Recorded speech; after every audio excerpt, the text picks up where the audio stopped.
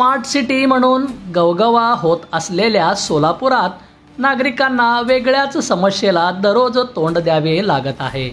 मोकाट जनावरे अक्षरशः नागरिकांच्या जीवावर उठली आहेत।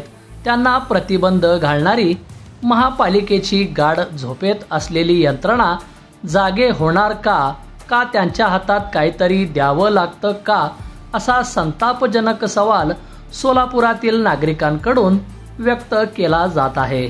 मोकाट जनावरे तसेच भटकी कुत्री यामुळे दररोज अपघात होत आहेत। अपघातामधून नागरिक कायमचे जायबंदी होत आहेत। शहरात मोकाट जनावरांचा आणि भटक्या कुत्र्यांचा सुळसुळाट झाला असून रस्त्यांवरील वाहन चालकांच्या डोक्यावर कायम अपघाताची टांगती तलवार असते। रस्त्यावर आपली गुरेढोरे सोडून वाहतूक व नागरिकांना अडचण निर्माण करणाऱ्या मालकांविरुद्ध महापालिकेने कडक कारवाई करण्याची गरज आहे। मात्र या समस्येपासून नागरिकांची सुटका करण्यात महापालिका कोणतीच ठोस भूमिका घेत नसल्याने महापालिका हतबलता झाली आहे की काय, असा प्रश्न सुज्ञ नागरिकातून विचारला जात आहे। शहरातील विविध रस्त्यावर ठिकठिकाणी मोठ्या प्रमाणात मोकाट जनावरे कळपाकळपाने फिरत आहेत, तर रस्त्याच्या मध्यभागी थांबून रस्त्यावरच आपला ठिय्या मांडत आहेत। यामुळे रहदारीस मोठ्या प्रमाणात अडथळा निर्माण होत आहे।